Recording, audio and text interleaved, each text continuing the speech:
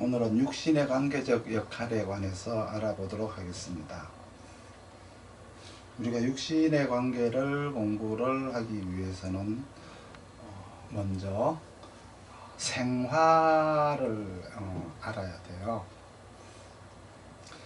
오행에서 상생과 같은 의미인데 육신에서는 용어가 생화라고 이제 바뀌게 되죠.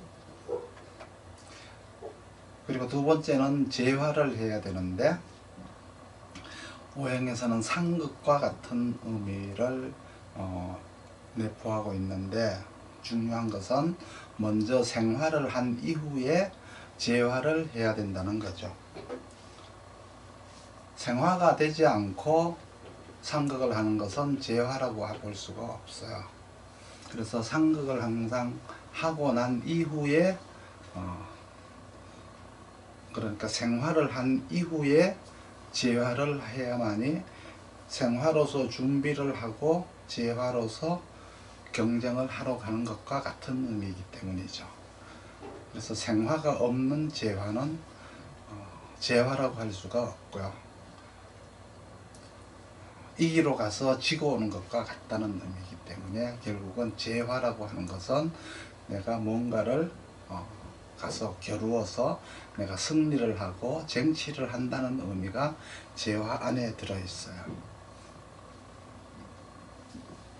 그리고 이제 상화라고 하는 게 있고요.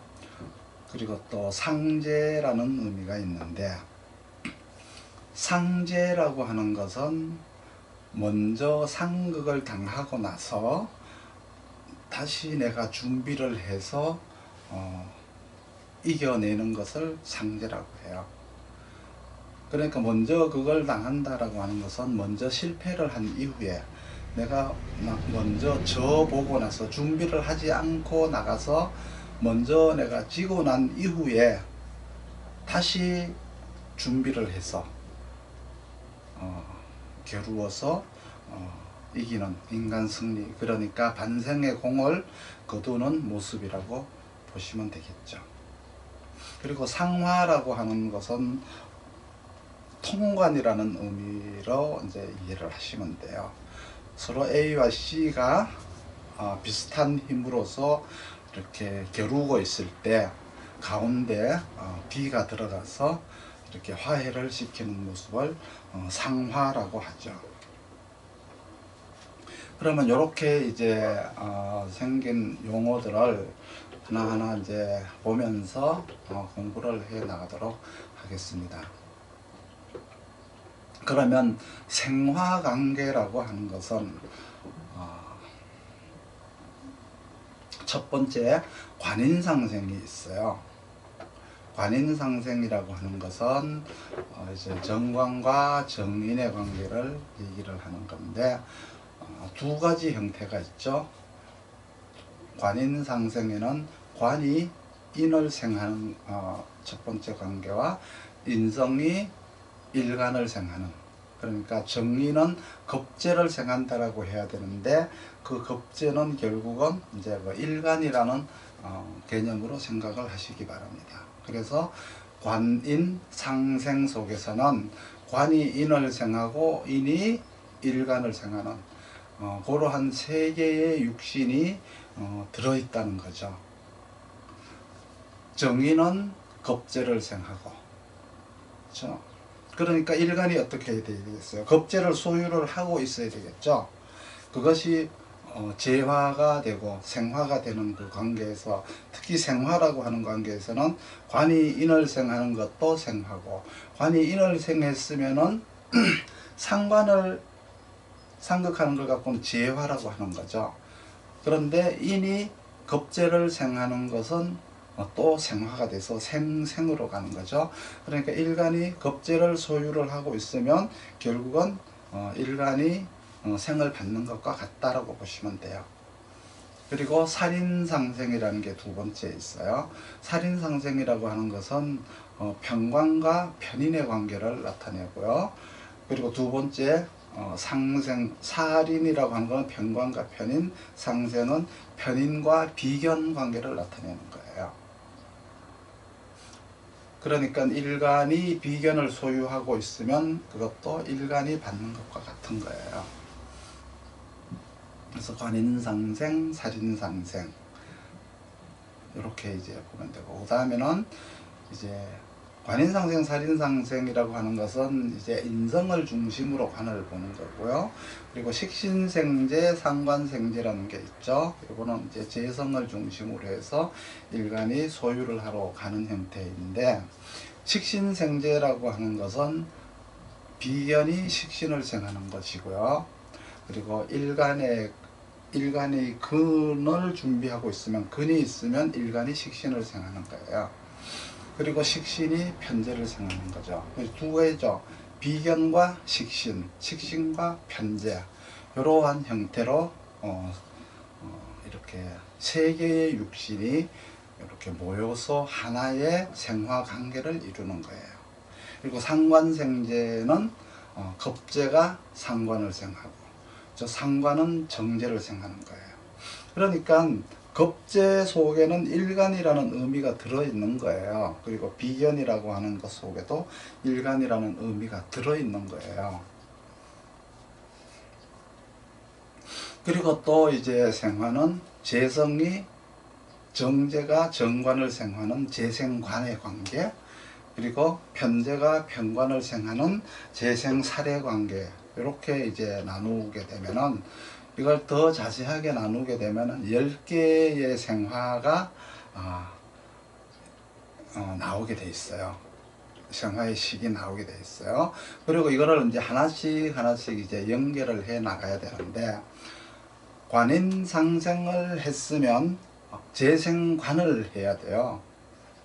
관인을 생했으면 관도 생을 받아야 될 거 아니에요. 그러니까 관인상생을 했으면 재생관을 받아야 되고요. 살인상생을 했으면 또 재생살을 받아야 돼요. 편관이 편인을 생했으면 편관 자체도 설기가 되잖아요. 그렇기 때문에 편제에게 생을 받아야만이 살인상생, 재생살이면 살인상생이 꾸준하게 연결이 되는 것이죠. 이것과 마찬가지로 식신생제도 식신생제를 했으면 재생살로다가 재성이 편제가 편관을 생해서 재생살을 하는 게 이제 생화의 연속성인 것이죠. 상관생제 했으면 또 정제가 정관을 생하는 재생관의 관계, 이렇게 항상 따라서 붙는 거예요. 관인상생은 관을 생하는 재성이 관을 생해서 관이 인을 생하고 인이 일간을 생하는 이러한 형태로다가 생화가 연속적으로 이렇게 따라 붙는 것이죠. 가령 정제가 정관을 생하는 재생관이다 그러면은 여기서는 두 개가 나오죠. 그렇죠? 관인상생하고 나서 재생관이냐, 아니면은 상관생제를 하고 나서 재생관이냐. 이 재생관에는 이렇게 두 개의 식이 나오는 거예요.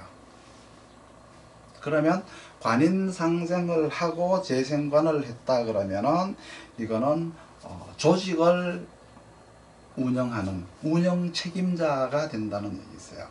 관인상생만 됐다면은 그냥 내가 임무를 수행하는 것에 지나지 않지만, 거기에서 재생관까지 되면은 운영 책임자까지 간다는 의미가 들어있어요. 그리고 상관생제를 하고 나서 상관생제 재생관이 되어야만이, 상관생제라고 하는 것은 경영이라는 의미가 들어있고요. 경영을 했으면 재생관이 되어야만이 책임자까지 될 수가 있다. 그래서 상관생제 재생관 그러면 경영 책임자, 관인상생 재생관 하면은 운영 책임자가 되는 거예요. 그래서 운영의 책임자가 되느냐 경영의 책임자를 맡느냐라고 하는 것이 결국은 관인상생 재생관이냐 식상생제 재생관이냐에 따라서 다르게 나타나는 거죠. 그래서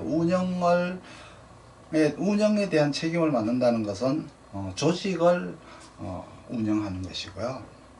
경영리라고 하는 것은 결국은 이윤을 창출하기 위한 기업 정신과 같은 것이죠. 그래서 기업을 경영하는 것이 이제 상관생제 재생관이라고 보시면 돼요. 이러한 것들이 생화라고 하는 거죠. 오행에서는 이걸 가지고 상생이라고 하죠. 상생이라고 하는데 육신으로 넘어오면은 이걸로 생화다 이제 이렇게 생각하시면 돼요. 만약에 재생관을 했는데 정제가 또 그런 게 있죠. 상관의 생을 받고 있느냐 아니면은 정제가 그냥 근만 있느냐에 따라 가지고 또 나타나는 현상이 다른데, 여기에 대한 어떤 그 왕세강약적인 논리는 또 나중에 따로 이제 논해야 되겠지만, 상관의 생을 받는 정제와 받지 못하는 재성과 또 이제 그 목적이 서로 이렇게 다르다라고 하는 것을 아셔야 돼요.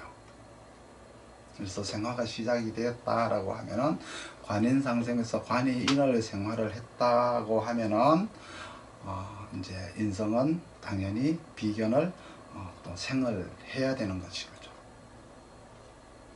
그렇게 되지 않는다면 만약에 또 관이 재성의 생을 받아야 돼요. 이렇게 생하고 이렇게 생생관계가 유지가 돼야 된다는 거죠.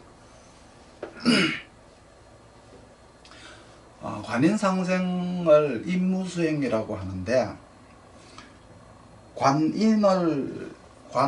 인을 생하는 것은 임무를 맡다라는 의미가 있고요. 인이 일간까지 인성의 일간을 생하지 못할 수가 있어요. 관이 인을 생했다고 해서 반드시 인이 일간을 생하는 쪽으로 가는 건 아니고, 뭐 상관을 재화를 할 수도 있고, 인성은 또 그냥 거기에서 끝날 수도 있어요. 그러면 임무를 맡아서 자기의 역할을 하지 못하는 경우가 있겠죠. 그래서 인이 일간을 결국은 생한다라고 하는 게 임무 수행을 하다예요. 그러니까 관이 인을 생했으면 임무를 맡은 거죠. 임무를 맡았으면 인이 일간을 생해야만이 임무 수행을 하는 게 되는 거죠. 그래서 인성이 일간을 잘 생하고 있는지 생하고 있지 않는지를 봐야 되는 거예요. 인성이라는 글자만 있다고 해서 일간을 다 생한다고 생각하시면 안 되고요. 그리고 재생관이라고 하는 것은 임무 수행을 했으면 거기에 대해서 책임자 역할을 맡는다는 의미가 들어있어요. 그래서 이 상생, 그러니까 생화에는 이 두 가지 뜻이 들어있음을 알아야 돼요. 그리고 나서 이제 재화로 넘어가는 거죠. 재화라고 하는 것은 정관이 정인을 상생했으면 그 정인이 상관을 재화를 해야 돼요. 관인상생으로 임무 수행을 하는 거지 않습니까? 그리고 나서 상관을 재화를 해야만이 공을 세우는 거예요. 뛰어난 임무 수행 능력이라고 하죠. 그렇기 때문에 하나의 상생식에는 항상 세 개의 육신이 있는 것이다 라고 생각하시면 돼요. 관이 인성을 생하면 상관을 제화하고, 재성이 정관을 생하면 겁재를 제화하고, 인성이 일간을 생하면 정제를 제화하는 거예요. 이 제화라고 하는 것은 상급과는 의미가 다르다고 했죠. 항상 재화는 생화를 받은 다음에 재화를 하러 가는 거기 때문에 경쟁에서 우수함을 인정받는다는 의미가 재화 속에 들어있어요.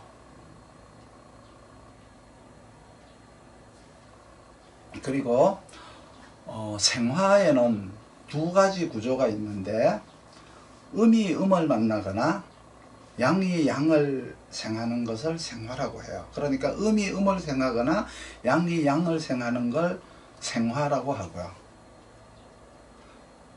음이 양을 생하거나 양이 음을 생하는 게 있겠죠.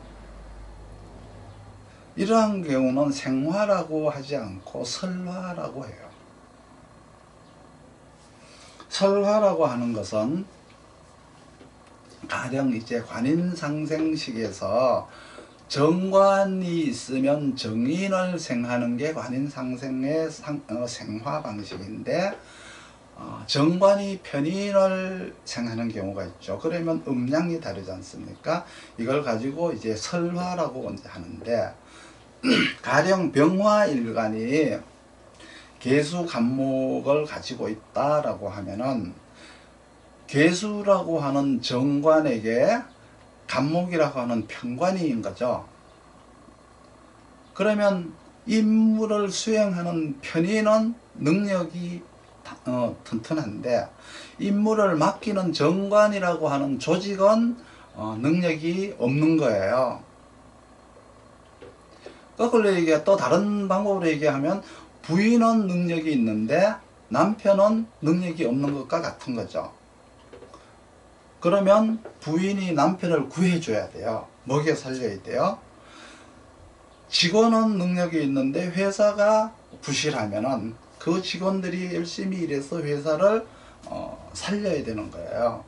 이렇게 음양이 다르면은 생화라고 하지 않고 설화라고 해요. 그래서 음이 음을 생하고 양이 양을 생하는 것은 생화, 음이 양을 생하거나 양이 음을 생하는 것은 설화라고 한다. 그리고 나서 이제 설화를 어떻게 하는지는 좀 잠시 후에 하기로 하고요. 그러면은 이렇게 설화를 했다라고 하면은 가령 정관인 계수가 편인인 간목을 생했어요. 그러면은 상관을 만나야 되는 거죠. 상관을 만나서 이렇게 합파를 해야 돼요. 이 합파라고 하는 게 정식 용어로는 이제 상합이라고 하는데, 상관을 만나서 그 합을 함으로 해서 정관을 구해주는 거예요. 부실한 회사를 구하는 것이고 부실한 남편을 구해주는 것과 같은 것이에요. 그래서 정관에서 내 능력이 되는 정인에게 일을 시키면은 그냥 이거는 정상적인 생활 방식이기 때문에 가가지고 이렇게 재활을 하면 되는 거죠. 그렇죠? 정관이 정인을 생한다는 것은 내가 노력한 것만큼 상한 대접을 정관이 해주는 거죠. 그렇지만 정관이 편인을 생한다라고 하는 것은 편인이 오히려 정관이라고 하는 조직을 먹여 살리는 역할을 하는 것이다. 이렇게 생각을 하셔야 돼요. 대개 편인이 상관을 만나는 걸 가지고 영업활동을 하러 가는 것이다 라고 생각을 하시면 되죠. 그러니까 내가 편인이 외부에 나가서 실적을 올려서 관에게 가져다가 줘야 되는 거죠. 부실한 회사를 직원이 열심히 영업해서 살리는 모습과 같은 거예요. 그런데 만약에 상관을 얻지 못하면, 상관이 이제 사주에 없거나 운에서 만나지 못하면 영업이 안 돼서 못 먹고 사는 것과 같아요. 그러면 어떻게 돼요? 회사가 망하게 되겠죠. 어려움에 처하게 될 거 아니에요, 회사가. 그리고 남편도 무능력해서 어떻게 될까요? 굶어 죽지는 않겠지만 어쨌든 간에 무죄불능이 될 수가 있겠죠. 그렇게 됐을 때 그 관을 제거를 해야 되는 거예요. 제거를 할 때 상관이 와서 관을 상극을 해서 제거를 해야죠. 이거를 충거라고 해요.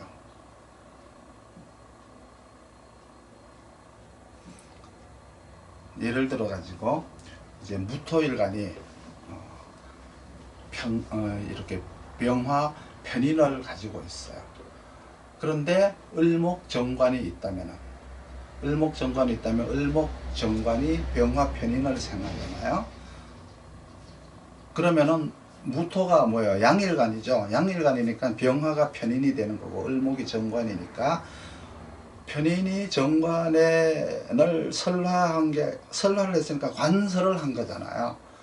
관설을 했으면은 병화 편인은 신금상관을 만나서 진금상관을 만나서 합파를 하게 되면은 을목인 남편을 구할 수가 있는 거예요.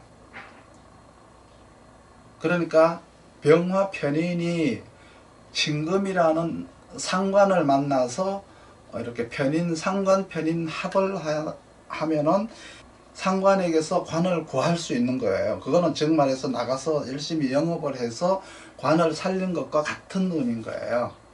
이게 용어로는 유력이라고 하죠. 합파를 했는데 유력이 있고 무력이 있어요. 그러면 유력하다라고 하는 것은 내가 나가서 합을 해서 영업 실적을 낸 거를 얘기하는 거예요. 계약을 딴 것과 같은 거죠. 그런데 만약에 무력이라고 하면은 영업을 열심히 했지만 실적을 못 딴 것과 같은 거죠.